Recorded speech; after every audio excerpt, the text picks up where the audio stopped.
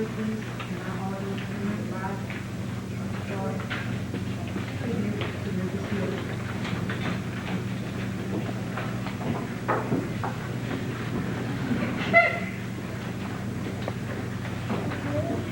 Giving honor to God first, and greetings to all the people who walk, to our distinguished commissioner, all of our distinguished guests, all of the distinguished and renowned people of the Lord.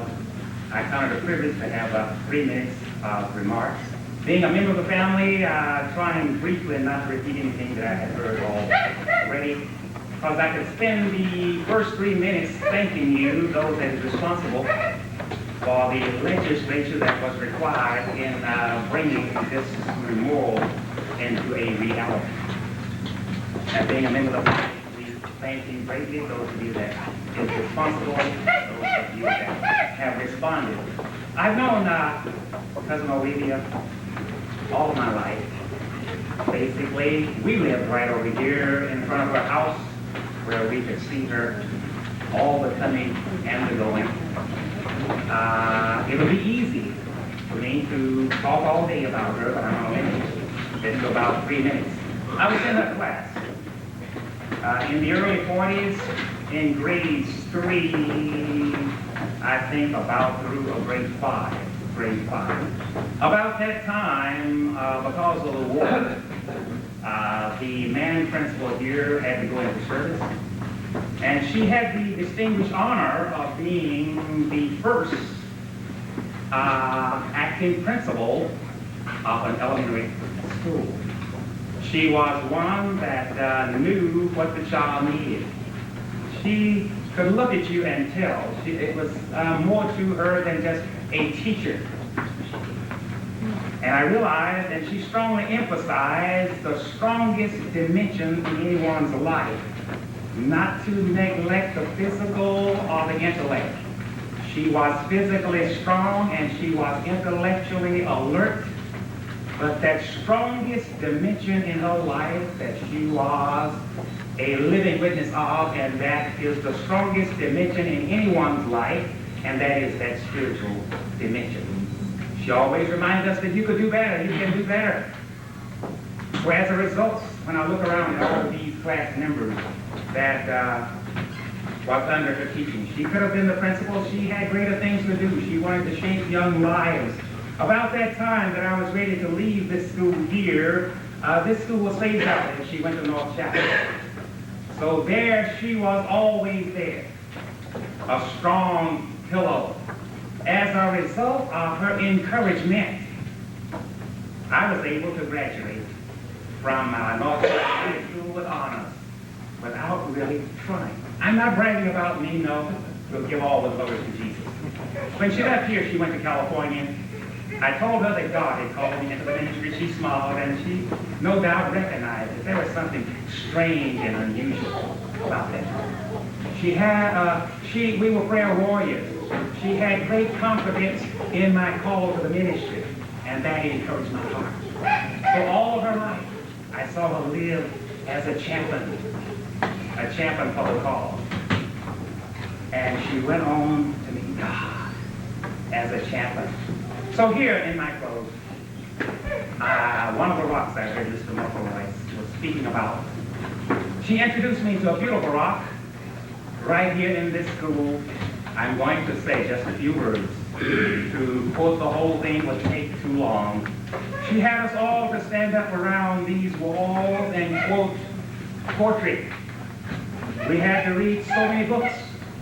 And I found this one to be Law and Gospel. I believe it was written by Longfellow, a song of life. I want to close with just a few words.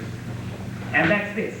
The lives of great men all remind us that we can make our lives sublime. And in departing, leave behind us footprints upon the sands of time.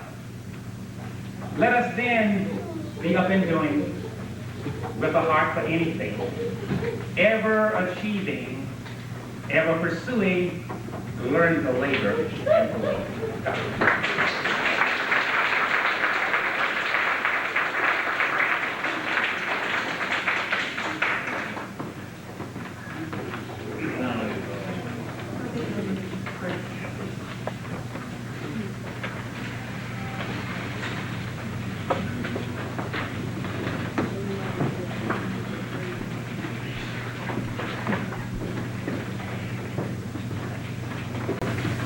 to the mistress of ceremony, to our distinguished potentates, special guests, the members of my family.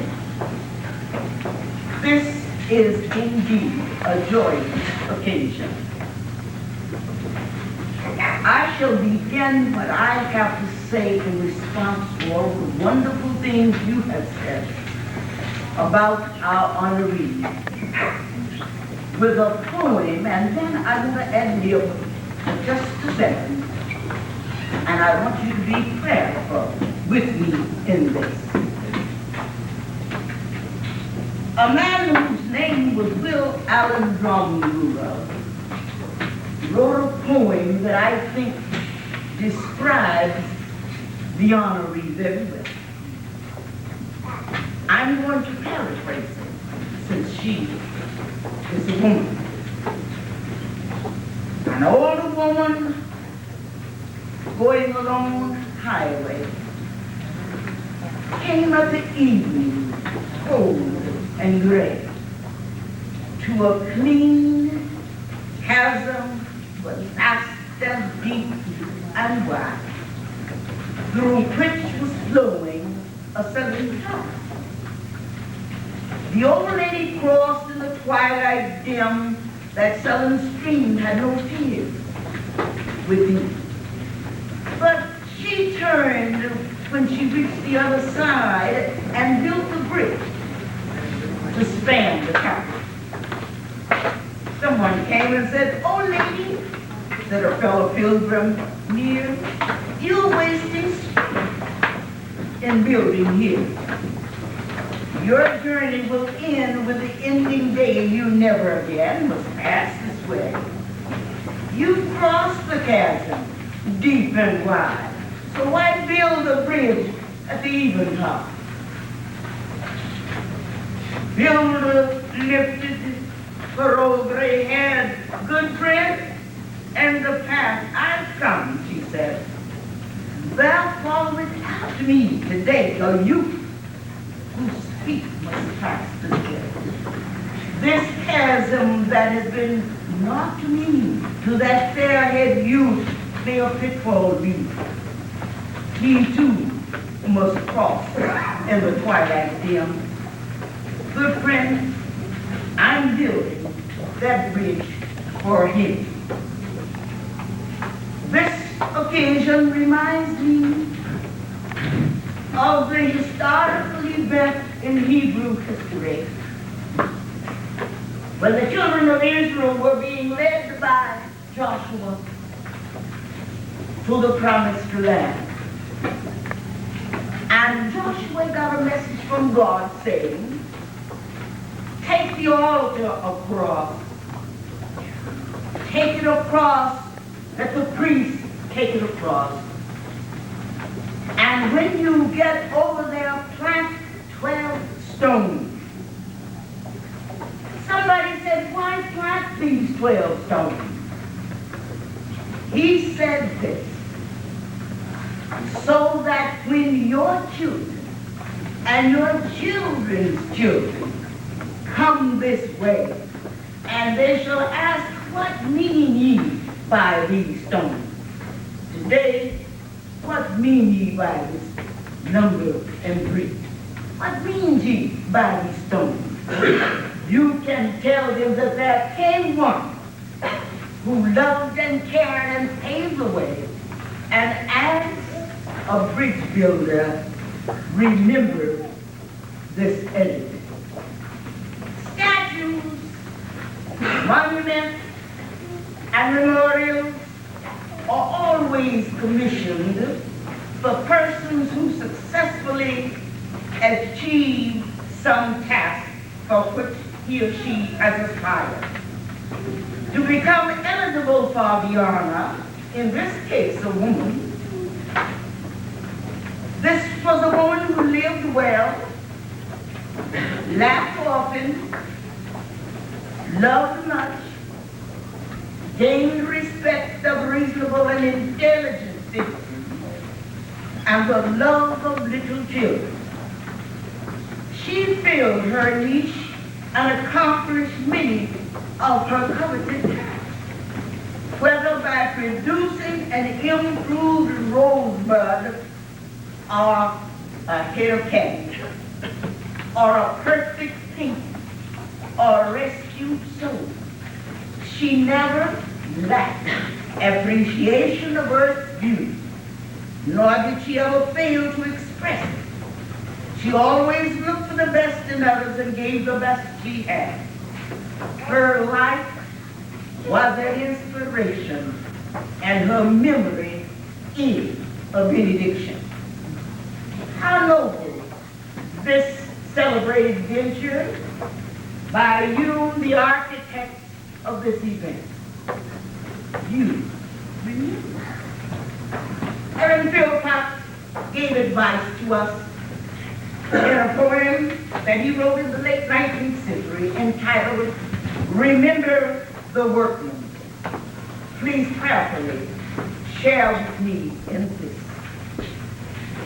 For the noise of the workshop is still, the dust of the worker at rest. May some generous heart find a will to seek and treasure her rest. From the splendid hopes that deceived and from the wonders she planned to do, from the glory so nearly achieved, from the dreams that so nearly came true, from her struggle to rise above earth, from the pinions that could not fly, from the sorrows, all seek for some word to remember this work of mine. If in vain, if time sweeps all away, and no laurel from that dust ever springs, it is enough if loyal hearts such as you say, she tried to make beautiful people. With these words, and as the eldest of the family, I humbly, passionately, and gratefully accept this house in the name of the Olivia R. Hilburn family, and it will be henceforth revered as the Olivia R. Hilburn Memorial Center. God bless everyone.